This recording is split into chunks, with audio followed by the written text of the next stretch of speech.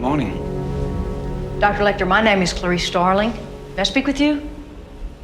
You're one of Jack Crawford's, aren't you? I am, yes. Closer, please. Closer. I'm here to learn from you. Maybe you can decide for yourself whether or not I'm qualified enough to do that.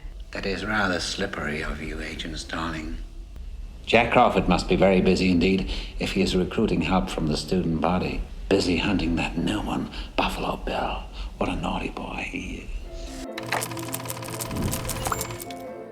While it holds a reputation as one of the best thriller/horror films ever made, The Silence of the Lambs lacks any significant jump scares, has only a smattering of violent scenes, and, if anything, plays out more like a police procedural than any major horror film prior to it or since. But once it finishes, all viewers feel the horror of its narrative sink in, as we're left knowing that the world's most infamous psychologist, Dr. Hannibal Lecter, has got out scot-free. It's hard not to feel a chill, but the horror goes even deeper than that. Through its nonchalant ending, with the unbelievably intelligent and somewhat respected Dr. Lecter casually walking off to commit a brutal murder, we're reminded that such people exist in the real world, and they simply blend in. If you didn't kill him, then who did, sir? Who can say? Best thing for him, really. His therapy was going nowhere. Hey guys, what's happening? Nihat here with Film and Comics Explained, and as voted for by everyone in last week's poll, today we're going to be exploring The Silence of the Lambs. I remember you from my seminar at UVA. You grilled me pretty hard, as I recall, on the Bureau of Civil Rights record in the Hoover years. I gave you an A. A-, sir. Our eyes into the grim world the film portrays is Clarice Starling. A hugely talented and promising FBI trainee, Starling has one goal in mind, to get her FBI badge and become a fully fledged agent. But beneath the simple premise, Starling struggles with a number of tensions. Her past is dark and jaded, consisting of lost parents, and her living with distant relatives on a farm before running away in fear after stumbling across the spring lambs being culled. You still wake up sometimes, don't you? You wake up in the dark and hear the screaming of the lambs. Yes. And you think if you save poor Catherine, you could make them stop, don't you? I don't know. Her present is not much brighter, with every man in the film ogling her, suggesting a date, or straight up putting her down for being a woman in what the film portrays as an overwhelmingly male-dominated world of federal investigation. When I told that sheriff we shouldn't talk in front of a woman, that really burned you, didn't it? It was just smoke, Starling. I had to get rid of him. Matters, Mr. Crawford. Cops look at you to see how to act. Point taken. Fortunately, her temperament sees her deflect, ignore, and even manipulate all these male gazes to her benefit. Oh, he's a monster. Pure psychopath. So rare to capture one alive. From a research point of view, Lecter is our most prized asset. Dr. Hannibal Lecter is, in many ways, the heart of The Silence of the Lambs. A census taker once tried to test me. I ate his liver with some fava beans and a nice Chianti. And the film holds the quintessential Lecter portrayed by Anthony Hopkins, a classy, proper, and unbelievably intelligent individual with psychopathic tendencies, would see him kill and cannibalize countless victims before finding himself locked in a high-security psychological institution. We've tried to study him, of course, but he's much too sophisticated for the standard tests. Our final key player is James Gumb, better known as Buffalo Bill, an elusive abductor, killer, and mutilator of women. It rubs the lotion on its skin or else it gets the hose again. The narrative describes Bill as a person who believes he needs gender reassignment surgery, but has been rejected due to his psychological instability. Like Starling, his background is dark, filled with trauma, which, coupled with his identity crisis, have driven him to violence and cruelty, a fact testified by Lecter. We begin with Agent Starling training hard, seemingly harder than all her peers, while the FBI is trying to identify and track down Buffalo Bill. Starling is tasked with interviewing Hannibal Lecter, and is told to pay attention to everything he says, alongside noting, and remember this for later, his many drawings in his cell. All that detail just from memory, sir? Memory, Agent Starling, is what I have instead of a view. She's also instructed to under no circumstances give Lecter any personal information that he could use to worm his way into her brain. Believe me, you don't want Hannibal Lecter inside your head. But Lecter is too much. He gets under her skin and breaks her, along with Lecter's neighbor Miggs, who chucks semen at Starling as she's about to leave, an act which causes Lecter to psychologically break Miggs, resulting in his death. Although skimmed over, this point is important as it underpins the liking Lecter has for Starling. But whether this liking is genuine or purely for leverage, that's for you to decide. People will say we're in love. Lecter's interview leads Starling to a self-storage facility that contains Lecter's old belongings, including a preserved severed head of an old patient who Lecter later says was killed by Buffalo Bill. Most serial killers keep some sort of trophies from their victims. I didn't. No. No, you ate yours. Returning for another interview, Lecter agrees to help Starling capture Bill, but only in exchange for personal information. After this quid pro quo deal, Starling finds herself equipped with a bunch of information that proves useful. There's no correlation in the literature between transsexualism and violence. Transsexuals are very passive. Billy is not a real transsexual. Billy hates his own identity, you see. Meanwhile, Bill has taken another victim, the daughter of a senator. The FBI quickly authorizes a somewhat sketchy meeting between Lecter and the senator, where Lecter provides more information about the supposed killer, but Clarice is quick to notice the name is fake and is an anagram for iron sulfide, also known as fool's gold. While held on the other side of the country, Lecter manages to lure in the officers guarding him, killing them both and skinning one officer's face to wear it over his own, allowing him to be ferried out of the building by the police themselves. And once he's in the ambulance, he kills the paramedics and finds his freedom. Meanwhile, following a lead about moths that were found in the mouths of victims, the FBI mount a full-scale assault on a suburban house in Chicago that received a shipment of the same rare moths used in the murders, only to find it completely empty. At the same time, Starling, going door to door to find answers and doing old-fashioned detective work, winds up at Bill's exact front door in Belvidere, Ohio. She goes in and, after piecing the clues together, confronts and kills the troubled Buffalo Bill. Clarice is then rewarded with her FBI badge and a phone call from Lecter exclaiming that he means her no harm, and that he's having an old friend for dinner. That old friend, of course, being Dr. Chilton, the psychologist who kept him locked up for years and subjected him to questionable torment. While the narrative flows seamlessly, there's still a few questions left ambiguous, namely, how does Lecter know quite so much?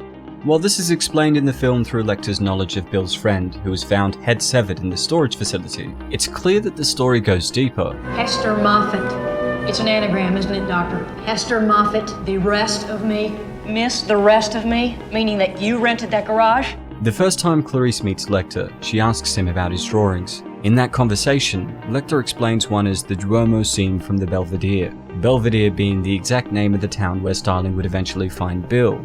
This led to a recent fan theory suggesting that maybe Lecter had turned Bill into a killer in order to have leverage over the police forces which had him detained. This could have come about if Bill was a patient of Lecter's, something which is plausible due to Buffalo Bill's dark childhood. As his doctor, Lecter could have easily manipulated Bill's tics in order to increase his murderous tendencies, instead of trying to solve them, something we know Hannibal the Cannibal loves to do. This would mean that, in effect, Lecter had created his own get-out-of-jail-free card. And, well, with his cold, cunning demeanor, this isn't quite so far-fetched. While The Silence of the Lambs is known for many things, it's undoubtedly best known for Hannibal Lecter. Most films are known for their protagonists, their narrative arcs, their redemptions and triumphs, but here we find the film best known for a malicious, manipulative Hannibal. Many scholars have written about this, boiling the idea down to the fact that, despite Lecter being a societal outcast filled with malice and beastly tendencies, he's hard to write off as an unredeemable beast. He's an incredibly intelligent, perceptive, and capable person who commits his murders with careful forethought and ingenuity. More subtly, he's well kept, educated, proper, and, on occasion, extremely respectful. He won't come after me. Oh, really? He won't. I can't explain it. He would consider that rude. He's not the typical off-the-handle murderous maniac who lives in squalor, like Miggs, who we see in the neighboring cell, and, in fact, he even helps the FBI catch a killer, even if he may have created him, meaning he doesn't quite fit the mold of a typical antagonist. While this topic also surfaced in my recent video on American Psycho, which I'll be leaving a link to below, Hannibal also fits a different mold. On reviewing the film, certain psychologists have noted that Hannibal's personality suggests antisocial personality disorder, also known as ASPD. ASPD is characterized by fearlessness, remorselessness, callousness, brutality, and viciousness, things that we most certainly find in Lecter. Interestingly, ASPD is thought to be one of the most common mental disorders shared among serial killers, but given Hannibal's ability to shelter some of these tendencies behind his organized cell, his seemingly good conscience, pure intellect and reasonable temper, we still find it hard to disregard him as a pure antagonist. Of course, this is not to say that we empathize with Hannibal, but given the cultural fascination with Hannibal since the 90s, it's fair to say that we're pretty obsessed with him. On the other hand, we have Buffalo Bill, who we immediately disregard as a psychopathic killer who is far, far beyond redemption. Interestingly, we never feel the same ambivalence towards Bill as we do for Lecter, even when Lecter directly explains that Bill's tendencies are a direct result of years of abuse. In other words, we're told that we shouldn't blame Bill, but that we should blame the culture and people who failed to nurture him. But we don't, and we all feel a fair bit of satisfaction when we see his corpse writhing on the floor once he's filled with lead. What happened to your drawings? Punishment, you see, for MIGs. Just like that gospel program. When you leave, they'll turn the volume way up. Our protagonist, as already mentioned, is an ambitious, career-driven woman carving out her path in a hegemonically masculine line of work. Starling's presentation goes further than first and second wave forms of feminism. She's not presented in contrast to the men on screen as overtly being the only woman proving that she can be a man. Instead, she retains all of her personality as an individual, while more than proving that she is worthy of being part of the FBI. Nowhere is this sentiment more present than in a single shot near the film's opening, where she steps into an elevator stuffed with male recruits, and she doesn't pay it any mind. Despite being talked down to, hit on at every turn, stared at repeatedly, and even having semen launched at her face by MIGs, Starling manages to keep her composure. In other words, Starling can not only make it on her own, but she can be the best of the best, single-handedly besting Buffalo Bill and outsmarting her superiors at the FBI. There's no one here, Jack. Clarice. Through the film's explorations of psychology, psychopathy, sexuality, and justice, by the time the credits roll, the darkness the film presents is likely to have nestled itself deep down into your psyche, just like the way that Lecter weasels his way into people's minds. The lack of on-screen scares and explicit violence may be exactly part of the reason for this.